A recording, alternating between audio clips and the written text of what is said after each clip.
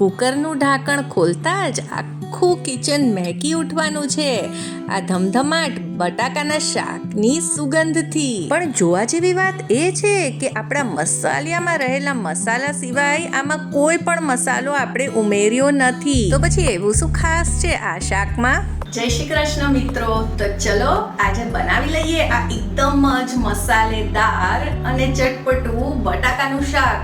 જે લોકો બટાકાથી ભાગતા હશે ને તે પણ આ 4 હાથે ખાશે એની મારી ગેરંટી છે. અને જો હજી સુધી તમે મારી ચેનલને સબસ્ક્રાઇબ ન કરી હોય તો જરૂરથી કરી દેજો. અને જો આ વિડીયો પસંદ આવે તો તેને લાઈક કરી દેજો, તમારા ફ્રેન્ડ્સ અને ફેમિલીમાં જરૂરથી શેર કરજો. તો આમ તો હું તમને દરેક રેસિપીનું પરફેક્ટ માપ આપતી હોઉં છું ને તેમાંથી તે કેટલી વસ્તુ બને છે તે પણ જણાવતી હોઉં છું. તો આજની આ જે રેસિપી છે તેમાંથી આપણે 4 જણા માટે શાક તૈયાર કરવાના છીએ. તો આપણે એવી રીતે ગણતરી કરી શકાય કે એક જણ માટે એક મોટું બટાકું લેવાનું છે. હવે અમુક બટાકા નાના છે એટલે મેં શું કર્યું છે કે 5 બટાકા લીધા છે, એટલે એક એક્સ્ટ્રા. તો સૌથી પહેલાં આપણે બટાકાની છાલ કાઢી લઈશું. બટ આ જે વાટકામાં આપણે બટાકા સુધારવાના છે તેમાં પાણી પણ ઉમેરી દઈશું, જેથી કરીને જે બટાકા છે તે કાળા ન પડે.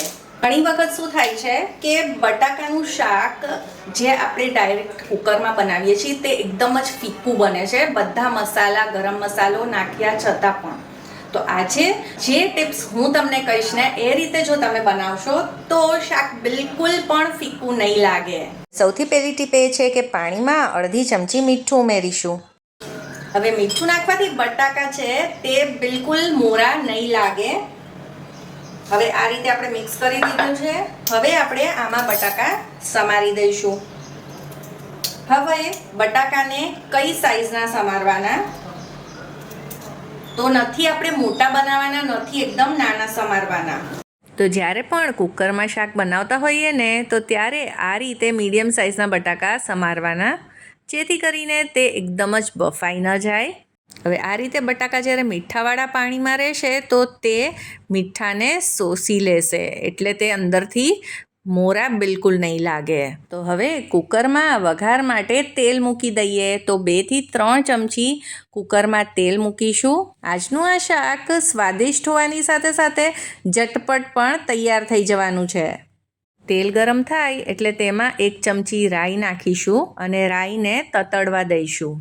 રાઈ તતડી જાય એટલે તેમાં થોડુંક જીરું પણ ઉમેરી દઈશું. જીરુંને છેલ્લે જ નાખવાનું, નહીંતર તે કાળું પડી જાય.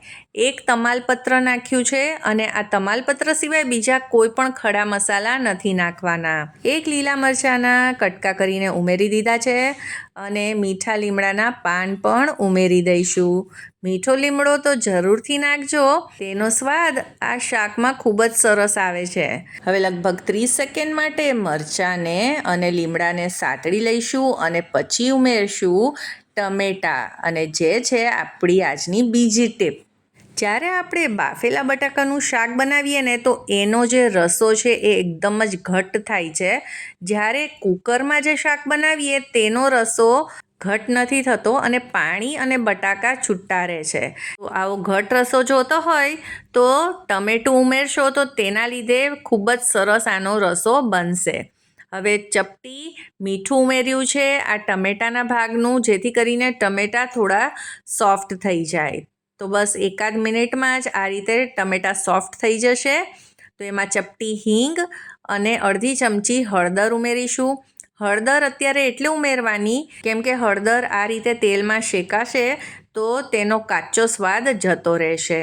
અને અત્યારે લાલ મરચું નથી ઉમેરવાનું, અને જો લાલ મરચું ઉમેરશો ને તો તે બળી જશે અને આપણું શાક લાલ ચટક થવાના બદલે કાળું થઈ જશે. અને સાથે જ બટાકાને પાણીમાંથી કાઢીને આપણે કુકરમાં ઉમેરી દઈશું. હવે સૌથી પહેલાં આપણે આમાં બીજા મસાલા કરી લઈએ. તો આમાં સૌથી પહેલાં 1.5 ચમચી ધાણા જીરું ઉમેરીશું. ધાણા જીરું ઉમેરવાથી પણ રસો એકદમ ઘટ બને છે.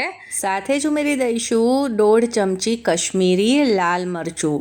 કશ્મીરી લાલ મરચુંથી એકદમ જ સરસ કલર આવશે. અને આપણે થોડુંક મીઠું ઉમેરીશું. આપણે બટાકાને પણ મીઠાવાળા પાણીમાં પલાળેલા અને ટમેટામાં પણ મીઠું ઉમેરેલું, એટલે મીઠું ઉમેરતા તમારે થોડું ધ્યાન રાખવાનું. હવે બધા મસાલા સરસ રીતે બટાકાને કોટ કરી લીધા છે. હવે આવે છે ટીપ નંબર 3. તો અહીંયા આપણે 1 ચમચી ગોળનો પાવડર ઉમેરવાનો છે. જો ગોળનો પાવડર ન હોય તો તેના બદલે એક નાનો ટુકડો ગોળનો ઉમેરી દેજો. તો ગોળ એડ કરવાથી શાક બિલકુલ બી ગળ્યું નહીં બને અને જેમ બારે લગ્ન પ્રસંગમાં કેવું શાક મળે છે બસ એવો જ સ્વાદ તમને મળશે. હવે આવે છે ટીપ નંબર 4 અને તે છે કે આપણે આ રીતે ઢાંકણ ઢાંકી અને 1 થી 1.5 મિનિટ મસાલાને સરસ રીતે બટાકા ઉપર ચડવા દઈશું અને તમે જોશો તો થોડુંક તેલ પણ છૂટું પડશે. હવે આવે છે ટીપ નંબર 5 કે શાકમાં કેટલું પાણી ઉમેરવું. જો શાક બનાવ્યા પછી આપણે આ શાકને તરત જ જમવામાં ઉપયોગ કરવાનો હોય ને તો 1/4થી લગભગ અડધા ગ્લાસ જેટલું પાણી જોઈશે. પણ શાક બનાવ્યા પછી જો 2 થી 3 કલાક પછી જમવામાં ઉપયોગ લેવાનો હોય શાકનો તો પછી લગભગ પોણા ગ્લાસ જેટલું પાણી આમાં જોઈ જશે. કેમ કે શાક જો વધારે ટાઈમ પડ્યું રહેશે તો બટાકા બધો રસો શોષી લેશે.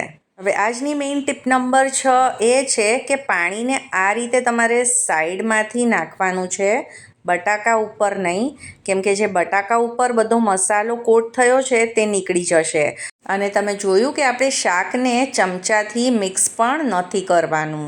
તો અહીંયા મેં 3 વિસલ કરી હતી અને તમે જોઈ શકો છો કે આ શાક એકદમ જ સરસ બની ગયું છે. તો આમાં જે રસો છે એ જ્યારે 2-3 કલાક થશે તો આ રસો આટલો પણ નહીં રહે, આનાથી લગભગ અડધો થઈ ગયો હશે.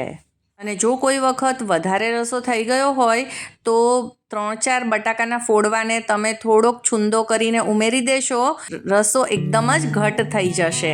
કોઈ પણ ખડા મસાલા કે ગરમ મસાલા વાપર્યા વગર પણ એકદમ જ ટેસ્ટી એવું આપણું શાક તૈયાર થઈ ગયું છે. તો એકવાર મારા કહેવાથી આ બધી જ ટિપ્સ ફોલો કરીને આ શાક આવી રીતે જરૂરથી બનાવી જોજો, મજા જ પડી જશે. અને જો ઘરમાં અચાનકથી કોઈ મહેમાન આવી જાય તો બસ 10 મિનિટમાં બનવાવાળું આ શાક અચૂકથી ટ્રાય કરજો.